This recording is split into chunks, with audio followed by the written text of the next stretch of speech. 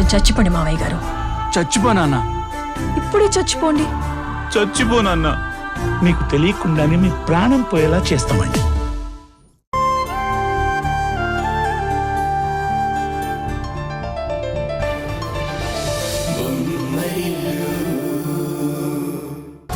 ఈ క్షణం నుంచి రేపొద్దుటి వరకు ఒక్క క్షణాన్ని కూడా వేస్ట్ చేసుకోను. ఒక్క క్షణం కూడా మీకు దూరంగా ఉండను.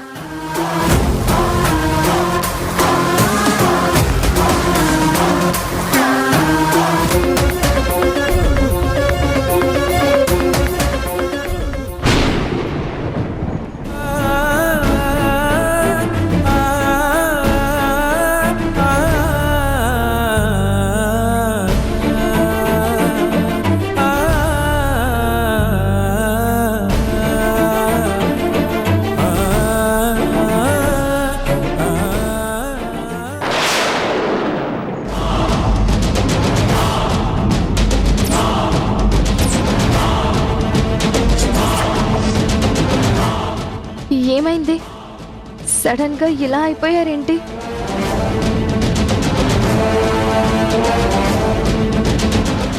ఓ, నన్ను వదిలిపెట్టి వెళ్ళాలంటే మీకు కూడా బాధగా ఉందా? అదేం లేదు. మరి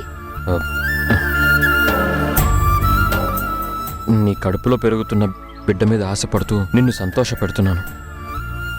కానీ కాపురం చేస్తున్న ఉషకి అబద్ధాలు చెప్తూ తనని మోసం చేస్తున్నానన్న గిల్టీనెస్ మాత్రం చాలా బాధ పెడుతుంది.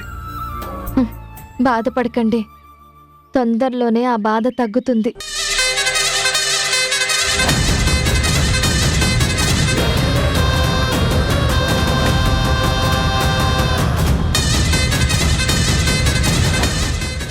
ఉషా గురించి గిల్టీ ఫీల్ అవ్వడం కాదురా మగడా, నా గురించి నువ్వలా ఫీల్ అయ్యే స్టేజ్కి నిన్ను తీసుకొస్తా.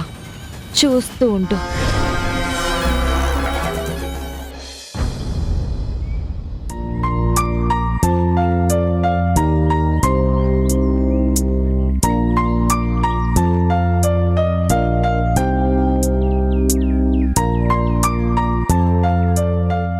నమస్తే మేడం. రండి.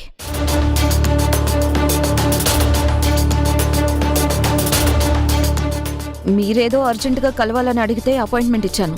వీళ్ళని తీసుకొచ్చారేంటి? ఇతను మా యూనియన్ సెక్రటరీ పరమేష్, ఇతను మా ట్రెజరర్. పరిచయాల తర్వాత. నాకు అంత టైం లేదు. ఎందుకు వచ్చారు?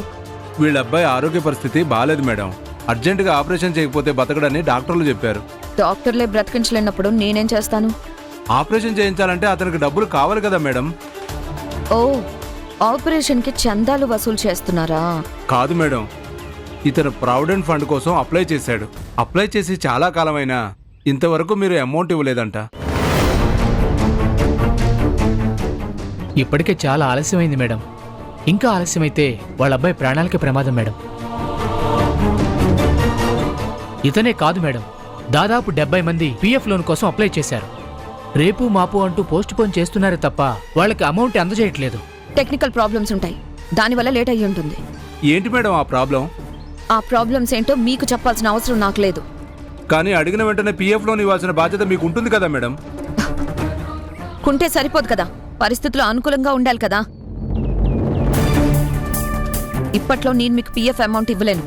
ఇక మీరు వెళ్ళొచ్చు. అది కాదు మేడం, పాపం వీళ్ళ అబ్బాయి హాస్పిటల్లో. No more discussions. మర్యాదగా ఇక్కడి నుంచి వెళ్ళండి, లేకపోతే సెక్యూరిటీని పిలిచి మిమ్మల్ని బయటికి పంపించాల్సి ఉంటుంది. అర్థమైందా? అవసరం లేదు, మేమే వెళ్తాం.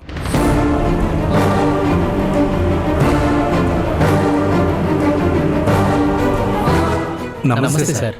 నమస్తే. ఏంటి ఇలా వచ్చారు?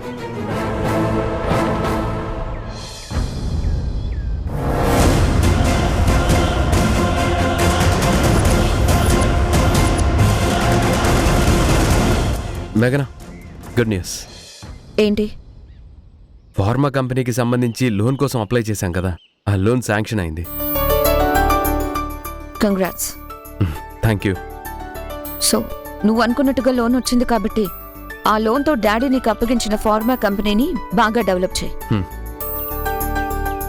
అవును, యూనియన్ ప్రెసిడెంట్ సెక్రటరీ వచ్చి వెళ్ళినట్టున్నారు. ఏదైనా ప్రాబ్లం? మన కార్మికులు ఎవరైనా ప్రావిడెంట్ ఫండ్ కోసం అప్లై చేస్తే మాక్సిమం మనం ఎన్ని రోజులు డిలే చేయొచ్చు? డిలే చేయడం ఎందుకు? వాళ్ళు అప్లై చేస్తే ఎప్పుడు వెంటనే ఇచ్చేస్తున్నాం కదా. ఆఫ్ కోర్స్ ఇచ్చేస్తున్నాం, జస్ట్ తెలుసుకుందామని అడుగుతున్నాను.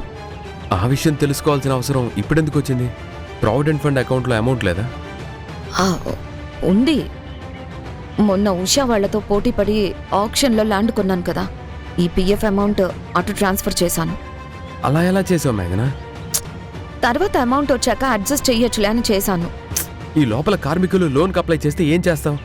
మనకు అమౌంట్ వచ్చాక ఇస్తాను. ఈ లోపల పిఎఫ్ కమిషన్ నుంచి నోటీసులు వస్తే? ఆల్రెడీ వచ్చాయి, మేనేజ్ చేస్తున్నాను. అలా ఎక్కువ కాలం మేనేజ్ చేయలేవు మేఘనా, ఇబ్బందుల్లో పడతావు. గుర్తుంచుకో. ఎదుటి వాళ్ళని ఇబ్బందులు పెట్టడమే తప్ప ఇబ్బందులు పడ్డం ఏం మేఘనకు తెలియదు.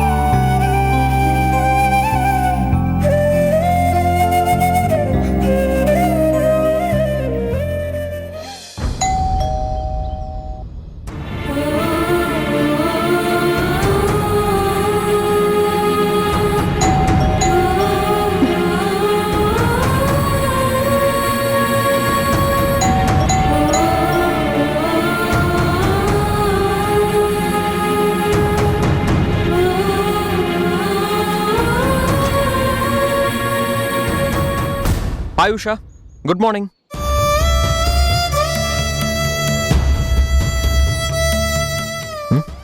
Good morning. Good morning. ఏంటి అలా ఉన్నావు? ఎలా ఉన్నాను? బాగా టైట్గా కనిపిస్తున్నావు. ఏం లేదు.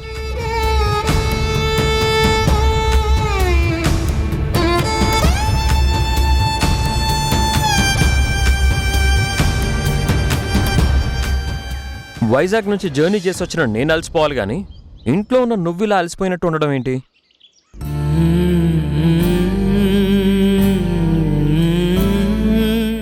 ఫిజికల్గానే అలసిపోతే కాదండి, మానసికంగా అలసిపోయినా కూడా ఇలాగే ఉంటాను. మానసికంగా అలసిపోవడం ఏంటి? ఆలోచించండి, మీకే అర్థమవుతుంది. అర్థమైంది. నేను ఊర్లో లేను కదా, దాని గురించి ఆలోచించి ఆలోచించి మానసికంగా అలసిపోయి ఉంటావు. కరెక్టా? Absolutely correct. మీ గురించి ఆలోచించి ఆలోచించే ఇలా అలసిపోయాను.